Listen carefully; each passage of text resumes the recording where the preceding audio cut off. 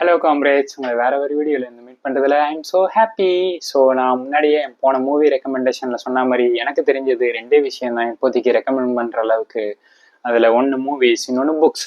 So எந்த அளவுக்கு நான் மூவிஸ் பார்க்க ஆரம்பிச்சிருக்கேன்னா அதே அளவுக்கு புக்ஸ்லையும் I am trying to get more involved. So அதுக்கு ரெசல்யூஷனும் எடுத்திருக்கேன். இந்த வருஷத்துக்குள்ள 52 வாரம் இருக்குன்னா 52 புக்கு படிக்கணும்னு சொல்லிட்டு என்னை பொறுத்த வரைக்கும் ஒரு ஹியூஜ் ஸ்டாண்டர்டுக்கு ஒரு ரெசல்யூஷன் எடுத்திருக்கேன். அப்படி ரெசல்யூஷன் எடுத்ததில் நான் ஃபர்ஸ்ட் கம்ப்ளீட் பண்ண புக் வந்து it has given a lot of impact in my mind. So அந்த புக்கை பற்றி நான் பேசணும்னு நினைக்கிறேன். ஸோ இதுதான் அந்த புக். விக்டர் ஃப்ராங்கிள் அப்படின்னு ஒரு ஜெர்மன் எழுதியிருக்காரு இந்த புக், மேன் சர்ச் ஃபார் மீனிங்ன்ட்டு. நான் இந்த டைட்டில் சூஸ் பண்ணுறப்போ வந்து நான் என்ன எடுத்தேன்னா, மேன் சர்ச் ஃபார் மீனிங்னா இது ஒரு செல்ஃப் ஹெல்ப் புக் தான். நம்ம மீனிங் கண்டுபிடிக்கிறதுக்கு, நம்ம லைஃபோட மீனிங்கை கண்டுபிடிக்கிறதுக்கு வந்து என்னென்ன பண்ணணும் அப்படின்னு சொல்லியிருப்பாருன்ற மாதிரி நான் நினச்சேன். இந்த புக் எழுதினவர் வந்து he lived in the periods of World War II where he was part of that அந்த ஜூஸ் அகேன்ஸ்டா வந்து Hitler and Nazis how they kill the Jews in concentration camps, அந்த கேஸ் சேம்பர்ல வச்சு கொண்டதெல்லாம் வந்து we must have learned that as history and news. But இவர் வந்து யாருன்னா, அந்த கான்சென்ட்ரேஷன் கேம்ப்ஸ்ல வந்து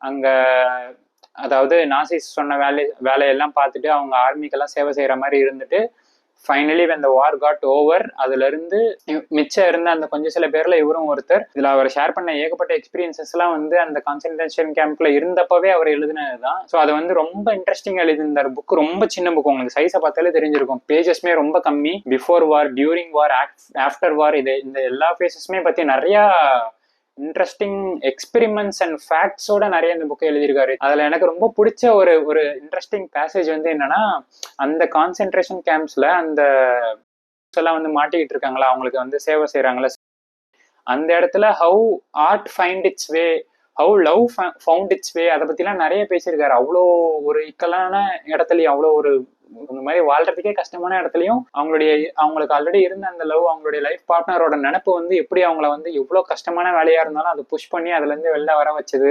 and same with art as well. அந்த இடத்துல வந்து எப்படி ஒரு ஆர்ட்டுக்கான ஒரு இடம் கிடைச்சது, அந்த அளவுக்கு நிறைய பேசியிருப்பாரு. அதே மாதிரி இன்னொரு இன்ட்ரெஸ்டிங் பார்ட் என்னன்னா வந்து, இந்த புக்கை பத்தி ரொம்ப ஸ்பாயில் பண்ணக்கூடாதுன்னு நினைக்கிறேன். பட் இந்த ஒரு பாயிண்டோட நான் நிப்பாட்டிடுறேன்.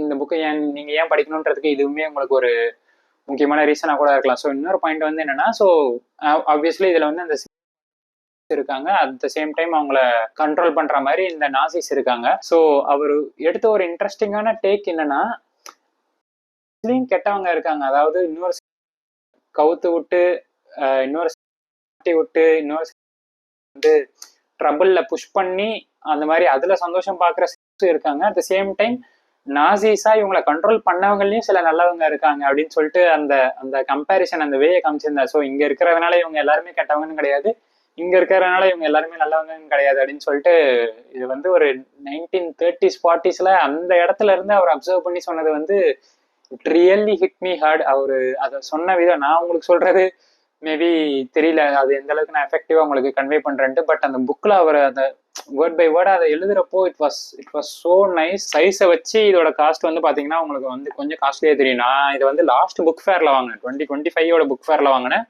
400 rupees போட்டிருக்கு. அண்ட் அமேசான்லயுமே கிட்டத்தட்ட அதே ரேட்ல தான் பார்த்தேன், 350 370 சம்திங் அதுதான் பார்த்தேன். பட் யாருக்காவது புக் படிக்கணும்ட்டு ஆசை இருக்கு, like for the first time நீங்க வந்து இங்கிலீஷ் புக்ஸ் எல்லாம் படிக்கணும்னு ஆசைப்படுறீங்க, ரொம்ப ஹெவியா பெரிய புக்கா எடுத்துட்டேன்னா தூக்கம் வர மாதிரி இருக்கும், எனக்கு ஒரு மாதிரி நரேட்டிவா இருக்கணும், ஏதாச்சும் இன்ட்ரெஸ்டிங்கா ஹிஸ்டரி ரிலேட்டடா நிறைய தெரிஞ்சுக்கணும் அப்படின்னு ஆசைப்படுறவங்க கண்டிப்பா இந்த புக்ல இருந்து ஸ்டார்ட் பண்ண they can start their reading with it. So I found this book very interesting.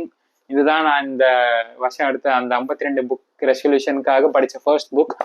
So நீங்களும் இதை படிக்க ஹேம்ஸ் ரெக்கமெண்ட்ஸ்லே இது ஒரு புது சீரீஸா படிடா பரமா அப்படின்னு சொல்லிட்டு ஒரு இன்ஸ்பயர்ட் பை ஆர்ஜே ஆனந்தின்னு வச்சுக்கலாம். அந்த மாதிரி ஒரு கைண்ட் ஆஃப் சீரீஸ் இது. இதே மாதிரி வேற ஒரு புக்கோடையோ ஒரு மூவியோடையோ சீக்கிரமா உங்களை வந்து மீட் பண்றேன். Until then, goodbye comrades.